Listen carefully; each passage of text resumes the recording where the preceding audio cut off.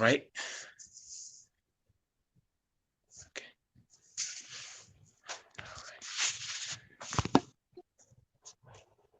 Okay. Oh, read my script. Sorry about that. My bad. My script. All right. Okay. Abibifahoodie, Abibitumi, Hotep, Alafia, Shalom, Assalamu alaikum, race first, and all up black law for all black people. Good evening, brothers and sisters, first-time listeners, as well as first-time viewers on YouTube. Welcome to another edition of the Sonic and Ngoma on Do the Knowledge Radio. We are happy and blessed to be with you once again. We are your hosts, Oláyínká, Khamuo, Heru, and Brother Farugh Maat. We are a unified body of concerned peoples, visual artists, musicians, business owners, researchers, truth seekers, teachers, and healers. Our goal is to create dialogue surrounding music, culture, politics as it relates to African people's sovereignty, autonomy, and economic empowerment. Here represented is Urban Simons Productions, the African Independence Day Organizing Committee, and Maat Incorporated. Before we jump into tonight's topic, with our guest, we want to let you know that part of the Sonic and Ngoma radio broadcast is brought to you by the Urban Shamans Productions, the African Independence Day Organizing Committee, Maat Incorporated, Heru Custodial Maintenance and Home Renewal, Temple of Black Messiah, and of course, Do the Knowledge Radio. Hotep, Race First, Black Power, Peace Family. Welcome to another edition of the Sonic and Ngoma. Peace. I am Brother Oláyínká. My two co-hosts, Brother Khamuo, will not be with us this evening, and I'm sure that Brother Farugh will hop on soon enough. But we're going to get started. We have a very, very special guest in the house, somebody who I've grown to have a lot of respect for, work with, and continue to work with. I think it's very, very necessary that we have him on the show. We've been planning this for a minute, but I know that he's a very, very busy individual, doing so much in Tubman City, in the Baltimore city area, in Baltimore, Maryland. Without further ado, I'd like to bring my guest, Baba Imhotep of the Pan-African Liberation Movement, PLM. Welcome, Baba, to the Sonic and Ngoma. Yes, peace. It's an honor being here, brother. Brother Obel. I'm honored, and I'm glad, we was able to make it happen. I know it's been a conversation for quite some time to trying to make this happen. So I'm looking forward to it. I'm always honored, and I let the ancestors move me where I need to move, and I do the work that I feel that I've been commissioned to do by the ancestors. So I don't need a whole lot of introductions. I'm ready to do what we got to do. You're a frontline warrior. You're on the ground constantly, each and every day, building up the Pan-African Liberation Movement, PLM, and doing some great work in, Tubman City in Baltimore, Maryland. I just had to have you on the show, brother. I would like to really get started with getting a little bit of a background on you, and really get into your story, because your personal journey, your personal story is such an inspiration for me and many other brothers and sisters who have heard your story personally of where you've come from and where you are and where you are going to. That will segue into all the initiatives that you are have started in Tubman City, as well as the various different activities, and as well as the various different events that you have had recently. So let's get started with our audience who are not familiar with you. I know many of them are, but some may not be. Get started with you, your story, your personal journey, Baba. Okay.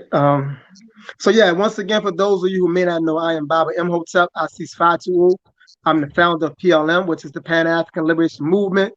It's based out of Baltimore, Maryland. This organization was started by me while I was incarcerated in 1995. But my story goes back to, I like to take it back to 1983. I'm gonna be real brief. In 1983 is when I was in a juvenile court. And when I was in that juvenile court, it was a white judge named Koshel, Judge Koshel, who pretty much made the statement that I was incapable of learning because I was at the time as a young person, I had a few run-ins with the police. So she instructed me to have my brain checked out at Johns Hopkins University Hospital, at Johns Hopkins Hospital. And from there, you know, my life was a succession of running with the police, back and forth to training school. Then at some point they was like, well, we're gonna waive you into the adult system. 1988, I was sent into the adult prison system. I was 16 at the time. I stayed locked up in the adult system for like 1 year, came home, you know, back in the streets, ripping and running. And eventually I get shot. I got shot by some guys that I knew. I knew the guys. I got shot twice in my back and I was paralyzed for some time being. I went through 3 different hospitals and a rehabilitation center. I checked myself out of the rehabilitation center because I felt like they were teaching me to live in a wheelchair. And at the time I felt like I would walk again. I never could conceive that I would never walk again. So I was real rebellious in the rehabilitation center. And eventually I checked myself out with the assistance of my mother. And while I was home, my mother, you know, she attended to me and things like that. Then eventually over time, I began to regain movement in my toe, then my foot, then one leg. Then I was able to stand up. Then I moved to walker. Then I got to crutches. Then I got to one crutch. By the time I got to one crutch, I was back involved with the police again. And I was sent off to prison to do 20 years. I served 13 years and 9 months on that 20-year sentence. But it was while I was doing that 20 years that I met this guy named Farugh Sheffield Bay at the Eastern Correctional Institution while I was on lockup. I was on administrative lockup and I met this guy. And he asked me to do him a favor. And that favor was he wanted me to read a book that he had. So, you know, I was behind, locked in the cell 24 hours a day. I had nothing to do. So, plus I liked the guy anyway. I felt like he had a pretty cool personality. So I said, okay, I'll read the book. And that book was called From Superman to Man by J.A. Rogers. So I read the book and began to read the book. And I read that book in one night because it really caught my attention. So when I gave the book back to him, I made a statement to him. I said, man, I want to be like Dixon. And Dixon is one of the characters in the book. And Dixon was a very, very intelligent, wise Black man who was not afraid of white people. You know, he challenged he challenged this white senator, and he showed this white senator that whoever you think you are, you're nothing to me. And that inspired me. And I wanted to be as Dixon, even though it was a fictional book based in history, I wanted to be as Dixon was. And I told the guy that, and he said that if you want to be like Dixon, he said, you got to do a lot of studying. And so I committed myself. I committed myself in 1993. I said I was going to do it. So in 1993, I began to study the history and culture of African people. I began to read our story, read our ways. I began to change my behavior. I began to change the things that I was doing. I no longer wanted to play spades and pinochle. I wanted to go to the library and read. I no longer wanted to go outside and play and throw a basketball. I wanted to go read and study and write. So from 1993 until 2004, that's all I've done is study. I read, I wrote, and I changed my behavior. I changed my thinking. And when I realized I really changed my thinking, I began to work. It's an echo. I began to work with the younger brothers on the inside. When I began to work with those brothers on the inside, that was my beginnings. So in 1995, I founded PLM. And that's basically about Pan-Africanism. But I like to call it unadulterated Pan-Africanism, because I'm one of those Pan-Africanists who don't believe in. I don't want us to have any European thought processes running through us. I think that all that we need our ancestors had. So I'm that type of Pan-Africanist.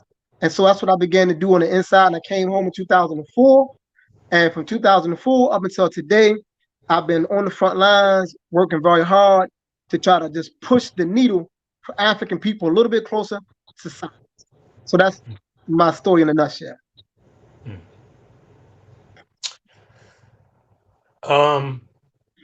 Your story is it's a story that I'm not, you know, that I can't say I'm not familiar with, because I'm very, very familiar with that story. Many brothers that I know have the same story. Some of them weren't fortunate enough to live beyond, you know, their stint in the criminal justice system.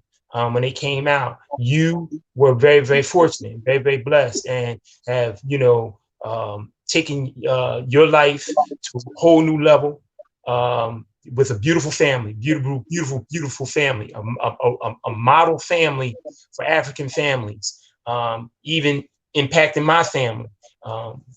You, your wife, and your children are inspiration to us. And I humbly say that. But Madasi, thank you. But I'm going to get started by saying, what is the importance of race first? What is the importance of race first?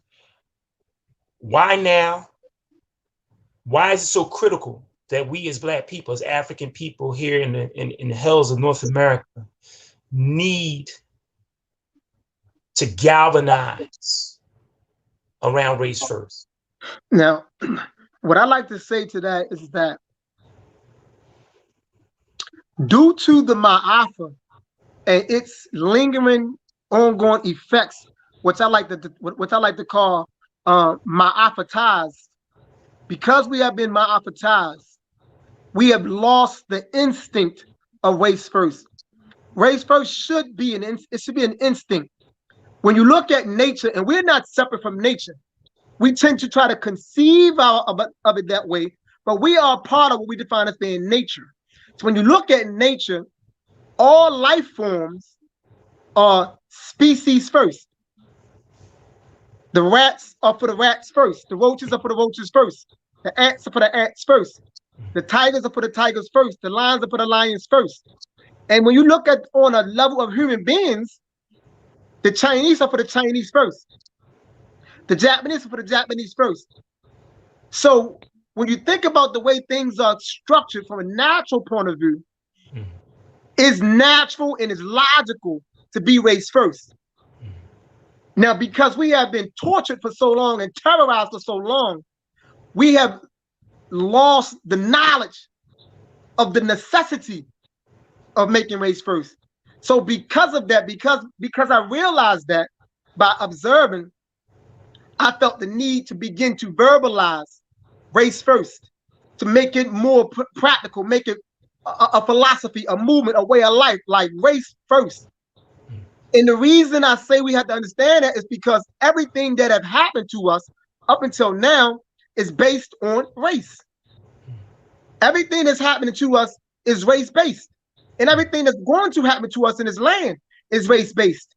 So it makes us foolish and naive not to organize around and centralize the primacy of race. To place race in any other place other than our central focus, it makes us foolish because we are being dealt with from the basis of race. So granted, some people say, well, no, I think you know, the situation in the USA is economical. It's, you know, we're dealing with classism. We say things like that. Now, realistically speaking, classism is in the United States of America. But if we want to be real about it, it's only functional amongst white people. Right. Black people delude themselves into thinking that they're part of a particular class. Exactly. White people have classes within their ranks. But in terms of how white people relate to black people, they relate to black people on the basis of race, not class. Not class. So I don't like to entertain that because it takes us off the mark. It takes us off the needle. Because at the end of the day, what's happening to us is based on race. And what I mean by race, and not because we are black, because they're white. Everything they do generates from the fact that they are white, who they are. It generates from the fact that they recognize their lack of melanin. And because they lack melanin, it have created levels of insecurities inside of them. So the aggression that we see, the terrorism that we feel from them, is the result of their own insecurities. So if we're going to do anything in terms of preserving our survival as a people and moving towards sovereignty, we have to prioritize our own race first and foremost. I became familiar with your work maybe about 4 or 5 years ago. I met you at the last conference. I was so impressed by just how you were able to diagnose, analyze, articulate our condition as African people in America and where you were striving to move towards with PLM. Talk about your Race First initiative, which you are very, very passionate about, that you kicked off this past August 16th. I had the honor and the pleasure of being a part of the Race First rally that you had in Tubman City. Talk about it. Talk about the origins of the idea that you were inspired by, that proceeded to help to initiate this initiative, and your overall goal for this initiative of Race First kicking off in Tubman City. So the initial thought, like I try to tell everybody, I make them understand, like, you know, Dr. Tony Martin put the book out, Race First, but his book principally was it was a study and an analysis of Marcus Garvey movement, and he concluded that Garvey had a race first movement. So what I did is, when I began to think about what I was thinking about, I really was thinking about Black Lives Matter, right? And I mean, from the point I was tired of hearing everybody critique Black Lives Matter, but they put forth no solution, right? Every now and then I was reading somebody critiquing it. Well, it's a homosexual organization, you know, George Soros, this, that, and other. You hear all the thorough critiques, but no one had any type of alternative or solution. And I don't like to move like that. So I was up one night, I was consulting the ancestors like I always do. I asked for a sign or a symbol, like, help me figure this thing out. Like, what is the solution? What must be done? How must I approach our struggle going forward in the face of Black Lives Matter, considering the fact that everybody is talking about it, whether they're critiquing it or they considering being a part of it? I was like, so what must I do? And it came to me. It's something said, push race first. It just came to me out the blue, say push race first. So then the next day I got up, I did a live, and on that live, I said that. You know, on that live, I said it. Came out on the live, say, rather than saying Black Lives Matter, say race first. I said, every time you hear Black Lives Matter, say race first, right? It just came like that. And then as I grew and as I thought about it, I said, so this race first that I'm talking about, it has to be something that's more than just what we say. So then I said, let me define what I mean. So I defined it. So race first is thought and behavior that places the social, political, and economic, spiritual well-being, and overall physical survival of Black people first. That's what I mean when I say race first. And then I said, okay, what's the principles? So then I said, let me define these principles. So I said, the first principle would be Black consciousness, because I'm not expecting a person to just wake up with a race first mentality. No, it has to be worked on and developed. So the first principle is Black consciousness. So then I went on down the line. I said, Black consciousness, you know, becomes the first principle. Then we get Black pride, Black solidarity, Black socialization, Black politics, Black economics, Black ideology, Black defense and protection, Black survival, and Black empowerment. So those are the basic 10 principles. Then I say, well, dang, with the principles, then I say, well, what are the pillars? What are the pillars that holds it up? And so the pillars are very simple: self-help, self-reliance, and self-preservation. So this becomes the total philosophy of race first as I'm evolving it and developing it. And so when you start living according to those basic principles and understand what those pillars mean, you know, you're going to be thinking about Black people doing for Black. So within Black consciousness, we get the Black identity, because Black identity is something that grows out of history and culture. And history and culture is what forms consciousness. Consciousness is informed out of that. So we get our identity out of our consciousness, our awareness of who we are historically is how we come to an identity beyond just a name. Now you're able to identify with a cultural group, a national group. And once you have such an identity, then you can take pride in that identity. So then we get to Black pride, because the Black pride is what helps us mobilize. It's what helps us keep going. The Black pride is what helps us emulate us. It encourages us to emulate us, to seek to be as we are, to look to your own history for your examples. That's going to come out of the pride that you have about who you are. So this is how I began to think about how I began to break it down. And this is the way that I would like for other people to understand it. And this is the basic application to it. In addition to that, you have started what is called Grounding with Brothers, Safe Sound monthly men's group, and building and strengthening well, actually, you know, you started it with men. What was the motivation and the emphasis with that? Because I've heard you speak many times before about the importance of African manhood, African warriorhood, which you, myself, many brothers who are about this way of life talk about on a constant basis. But what was the inspiration behind that? Because this is very unique to have a monthly men's meeting. I hear about them, but you actually coming out and saying, yes, we are doing a monthly men's meeting that we want to get young Black men, young African men involved in striving to deal with certain issues that we have as men. What was the impetus behind that? So believe it or not, the impetus really was the state. So I like to be honest about everything.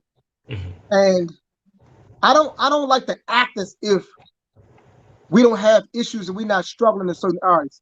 And I'm acutely aware of why we have our issues. But when I see the state of some of the brothers, I'm not too impressed a lot of times. And I realize that the brothers are taking beatings, and the brothers need a place and a space where they can unpack some things and work some things out and tighten up in a few areas. So I didn't want to take the traditional route and be like, well, this is a self-help group. I didn't want to do that. So I thought about it. You know, I said, so what makes sense? And once again, I like to consult my ancestors. I always pray, and I just be in deep thought asking that. So they said, well, listen, what people need is they need a safe space, and they need a space that's safe, but at the same time, it don't need to be packed with a bunch of fools. So it needs to be some people that got some sense. So I say safe and sound. So a safe space of sound-minded men, developing men. So that's how we get the grounding with my brothers. Safe and sound monthly meeting. And I said, let's do it monthly just to see how things go. If it pick up and brothers start demonstrating a strong interest, consistency, and then we may bump it down and do it twice a month. But I started out with once a month just to put it out there, get a feel for it. And we had our first one last week. And it went well. You know, it went well. About 13 brothers showed up, and we got into some really good conversation. And I shared something with them. And one of the things that came out that I've actually put on the floor, because the way that I'm doing this group is I'm actually facilitating it and I'm navigating. I don't impose on people, but I want to make sure we maximizing our time. So one of the things that I put on the floor was the need for men to be gentle. Right. And I wanted to clarify that gentleness is not an indication of weakness. Weakness. Yep.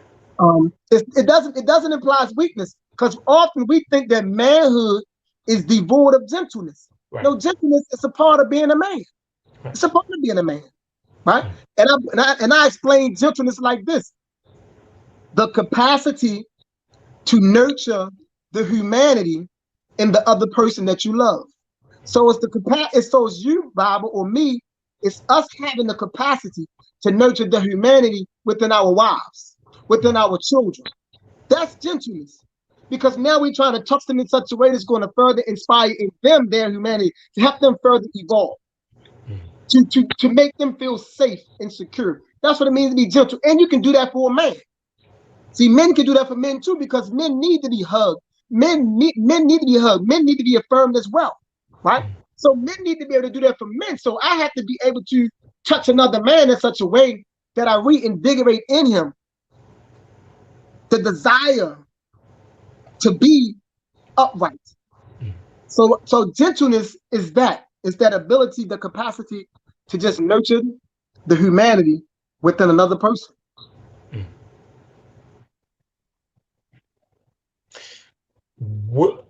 I have an interesting question here. What has happened over the last 40 to 50 years where we as Black men, as African men, have lost the ability to be gentle? Because there was a time in which, coming up, the stories I would hear from my grandfather, from my father, were that, you know, Black men were very, very gentle, very, very, very kind, decent, still are, but you don't really find that. We put up a wall and a barrier, and we don't show the gentleness that we had. That, you know, being gentle, as you said, is a sign of weakness. Is being, you know, being very faggoty, very, very gay-like. To be gentle, to be soft. Where did we lose it? And what are some of the ways that we can work to get that back, work to reestablish that idea of gentleness is not being weak, but that it is a sign of great strength? Now, what happened, because I like the time period that you singled out, you said 40, 50 years. So what happened, if you go back 50 years, we're talking about 1970 for the most part. So what happened is what happened to us after like 1968. So after 1968, moving onward, is really when the drugs started hitting our communities and a greater content, a greater concentration. So from 68 through the 70s, you know, you had some drugs coming in. But then what happens in the 80s? We get Reagan and we get Bush. We get Reagan and we get Bush. So you're talking about people like you and I, we growing up in the 80s. Right? We growing up in the 80s. So we growing up now in a time period now that's overrun with crack cocaine. Because that's all Reagan done. They made sure that cocaine was heavy in our communities. That's right. It was heavy in our communities, right? So now we got this time period that's taking place. So now you got a lot of cocaine, you got a lot of drugs. So now when drugs come and people trying to escape poverty, we selling drugs, and we're selling drugs. We get into different type of squabbles in the neighborhood and things like that. And now and at the same time, in the early 80s, what movie came out? Scarface. They dropped Scarface, right? So Scarface became every person's idol. So we out there in some capacity. And now what's happening is we watching these movies. In 88 come around, in 89, they dropped in New Jack City, they dropping all these movies, right? That doesn't show black manhood or manhood in general as a compassionate individual. The manhood is predicated upon violence and destruction. So these images began to shape a mindset and to shape a mentality. So now you have people, our time period, we growing up seeing these things, we begin to emulate this. And then when we start having children, we can't teach gentleness to our child because we haven't really learned it, because we picked up on other images and things like that. So a cycle set in. So the way we undo the cycle is for those of us who understand what manhood is, we have to take the definition back. And we have to make sure we redefine. So that's the reason why I wrote my book, African Manhood in the 21st Century. Because I wanted to redefine manhood and present it in such a way that people see what it means to be a man. So in my book, I talk about debunking machoism. I debunk machoism. Machoism is not our way. That's not us. I debunk the idea that vulnerability is weakness. Vulnerability is strength. Right? So I go into to try to reintroduce us to an idea of manhood that we can aspire to, that's going to allow our humanity to open up. Because as long as we're running around being rugged and hard and callous, we are encasing our manhood principle, and it's not fully developing. So what you have, we have underdeveloped, male adapted boys in adult forms. That's what we have. In addition to being the founder of PLM, just want to let our listeners and viewers know that Baba Imhotep is an accomplished author of what, 4 or 5 books, Baba? 4. 4, right. Yes. Urban Philosophy is the first book. What inspired you to write that? What were some of the things that inspired you? Because I'm sure that it was a lot of your own personal experience in that book, which I've read on a number of occasions. But what really inspired you? What was it? And what inspired you to write all 4 of your books? And just to add, are you in the process of writing another one? Yes, I'm currently pretty much. Yeah, I'll have another book out next year. I'm almost done. It's called Ngoma. My 5th book is called Ngoma, Unified Field of African Spirituality. And what I'm doing in this book, basically, I'm just writing, and I'm trying to, from my point of view, trying to explain that I believe for African people in the diaspora, I believe that we could do well if we were able to understand that we are a composite of our people. And not only are we a composite, but we are also a part of the African continuity. So just because we were born and raised outside of the continent doesn't mean that we're not a part of the continuity, and it doesn't mean that the cultural part of who we are stops at the boundaries of the continent. So what we do, a lot of what we do outside of the continent, it gives into that cultural continuity. So with Ngoma, what I'm doing in Ngoma, I'm writing about different aspects of the culture. I talk about tradition, I talk about rituals, I talk about death and things like that. But I'm talking about it from the point of view of saying that this thinking about how we think about death as African people is pretty much shared within all of our spiritual traditions. So whether you're Yoruba, Akan, Igbo, Kikongo, like our thinkings around ancestral reverence is the same. Our thinking around, death and transition and return are the same. So when I look at the systems and I look at the underlying principles, I see nothing but unicity. So Ngoma for me, I'm not talking about the concept, the West African concept. I'm just calling the book Ngoma because of the importance of the word in African traditions. So the book is called Ngoma because of that, but the content focuses on the unification of African spirituality. That's the focus, the unification of African spirituality. Because I run across a lot of people in my travels that create demarcations, and they tend to pit one system against the other. Everybody don't do it, but those who are not as evolved, they do it. Some people tend to make it seem like Yoruba is the best thing. They come at Akan, they come at Kemet. I had a priest one time come to my study class. Right. And he attacked everything about Kemet. Everything about it, he attacked it. Right? You know what I'm saying? So over the years, I've had these different encounters, and it didn't make sense to me because I don't understand it that way. So this book talks about the need of Ngoma being a spiritual system that we could practice in the United States of America that allows for the functioning of any African spiritual system. So in case in point, within Ngoma, a person can say Hotep, and the response can be Alafia. Right? Person can say Alafia, and I say, Akwaba. Right? It's like just being able to bring it all together and allowing all of it to move and work together, rather than saying like people look at my name, it's Baba Imhotep, and I've had people pull me up, right, and try to check me. Well, there's 2 different languages and 2 different systems, right? That's what people say. And it's that type of thinking, right, that hurts us. Yes, sir. So I set out to put Ngoma out to just try to clarify some of that, because to me, that's foolishness and it's madness. You know, I look at African spirituality like this. Now, anybody that studied the history and the culture, we know that African people didn't populate the whole continent at one time. Right. If you study, you know that we ain't pop up north, east, south, west, and central all at the same time. We popped up in one area and we populated the rest of it. All right.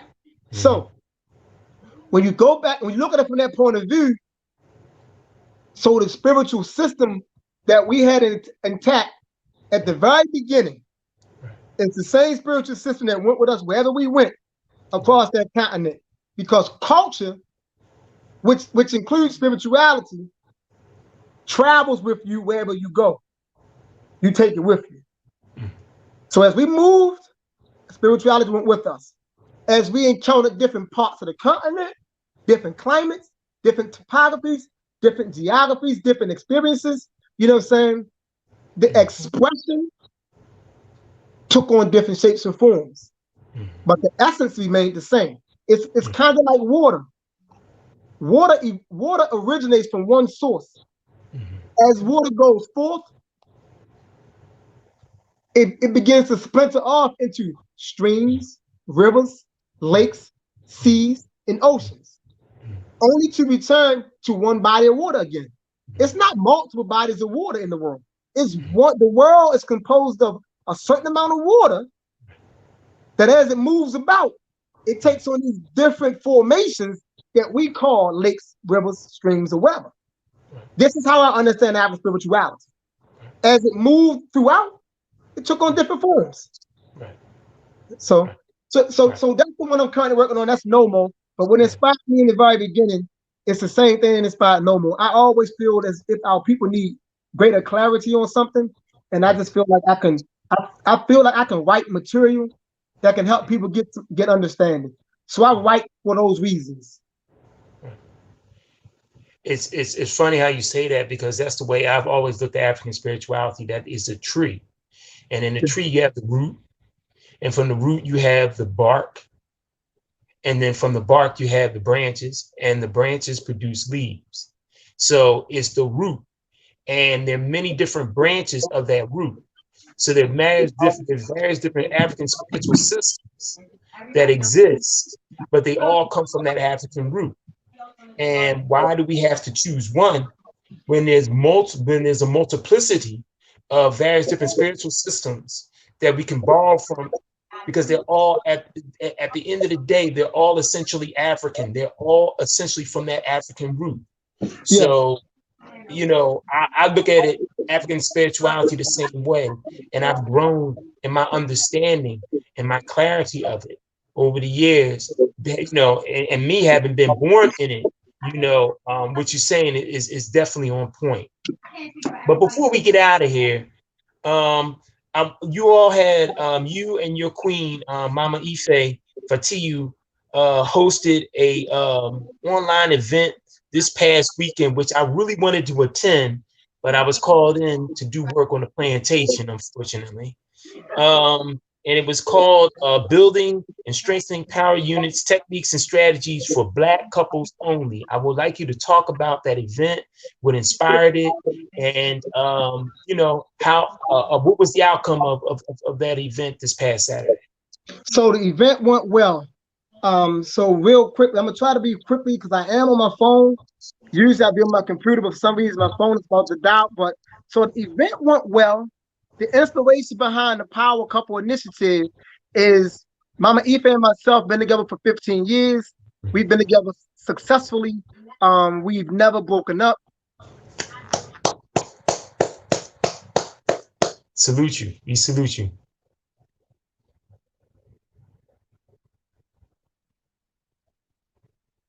You still there, Baba?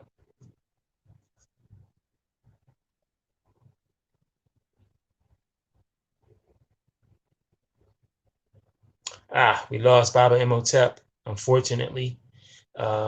He said he was on his phone and his phone was dying. Usually he's on his laptop, but he wasn't able to be on his laptop this evening. But it was a beautiful event, as he said, this past weekend, called Building and Strengthening Power Units, Techniques and Strategies for Black Couples Only. Very necessary event to have. A lot of us don't look at ourselves as being power couples, but there are some of us who are doing great work as husband-wife teams in our community for African people. And Baba Imhotep and his queen, Mama Ife, are one of those couples, and there are a number of them out there that are doing great work, all in the name of African liberation, all in the name of African sovereignty that we have.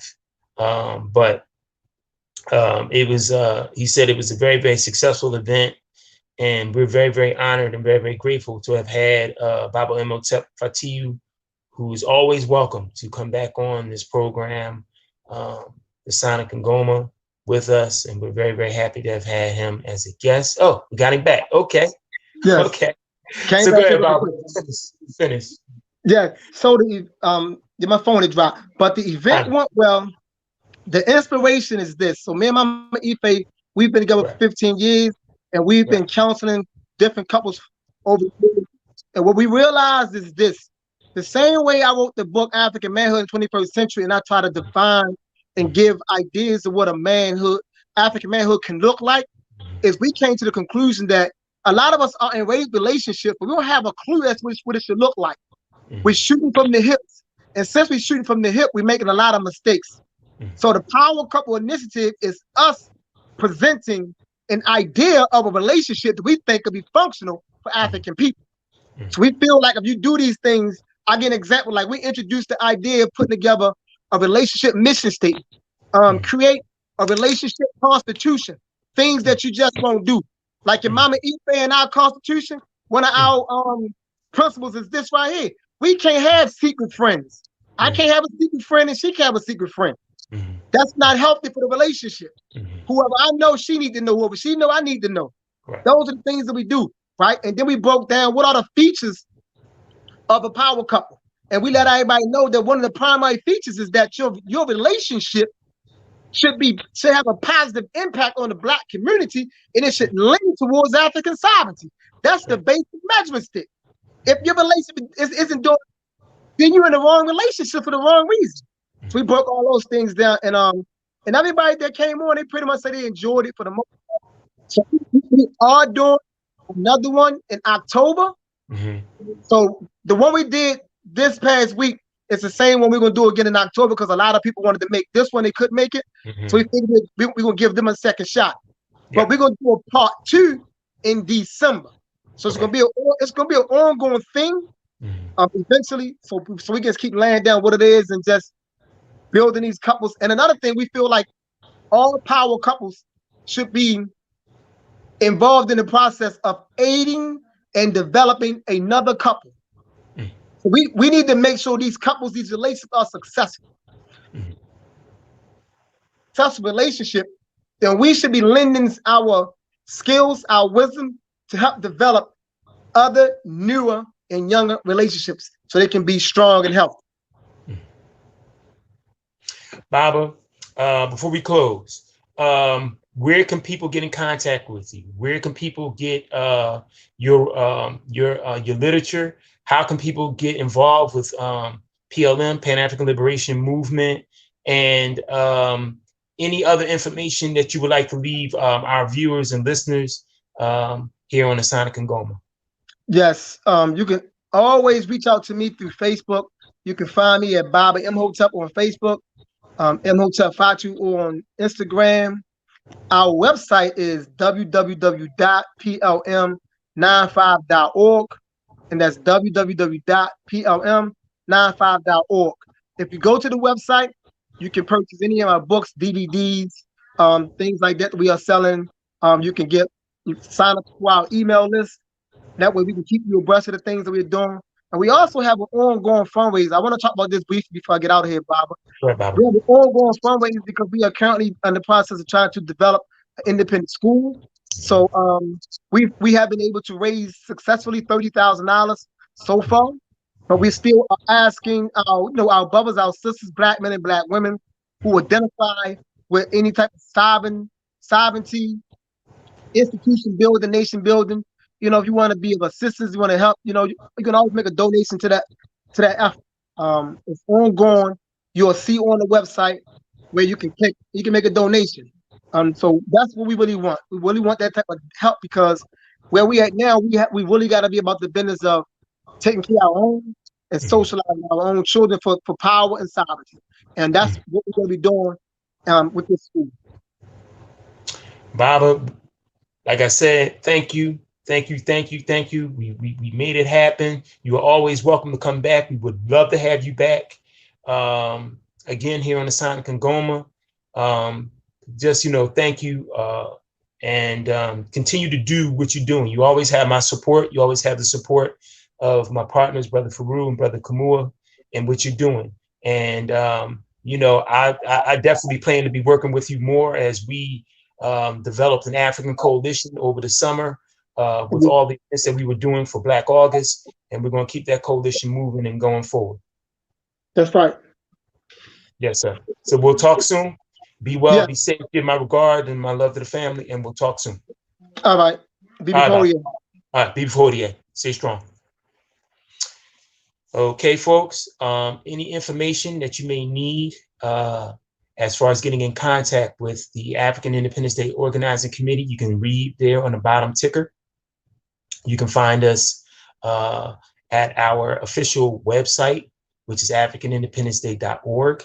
You can also get in contact with us via email at africanindependenceday@gmail.com, as well as on social media, on Facebook, 16th Annual African Independence Day Maat Celebration 2020, and on Instagram, African_Independence Day, as well as give us a call on our official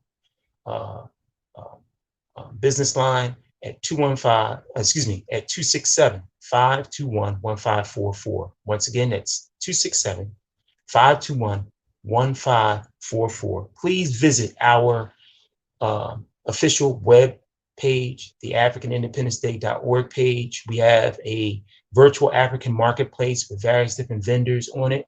This is a very, very difficult time for vendors, for Black businesses in general, but vendors in particular because of COVID-19.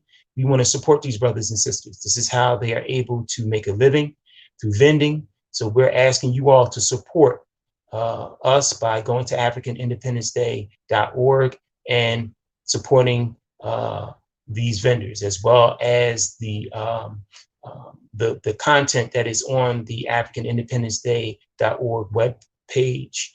Please support it. You can also look at past episodes of the Sonic and Ngoma on the African Independence Day africanindependenceday.org page, as well as any content from the Urban Shamans Band on the page. There's a whole bunch on the page and a whole bunch more that we'll be adding on in the coming weeks and months ahead. So with that, I'd like to sign off. My name is Brother Oláyínká. For myself, for my other host, Brother Khamuo Heru and Brother Farugh Maat, I'd like to say Abibifahoodie, Abibitumi, Wakusu, which is wake up, clean up, and stand up, as well as race first, Black Power. We'll see you next week for another edition of Sonic and Ngoma next Tuesday at 7 p.m. Peace. Black Power.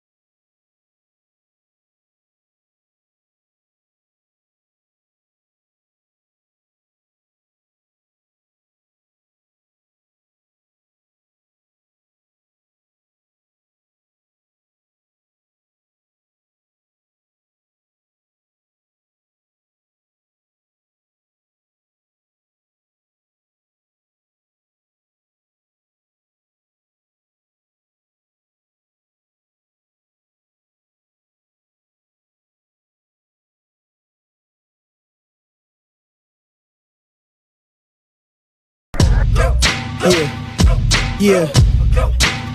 Now we gonna tell them. That in front. We tell them like this, yo. I'm an African. I'm a African. I'm a African. I'm a African. Yeah, y'all like that? No more. This man's mind is open. I'm a African. I'm a African. I'm a African. I'm a. Let's get and back that to motive the is best developed by recognizing the common enemy.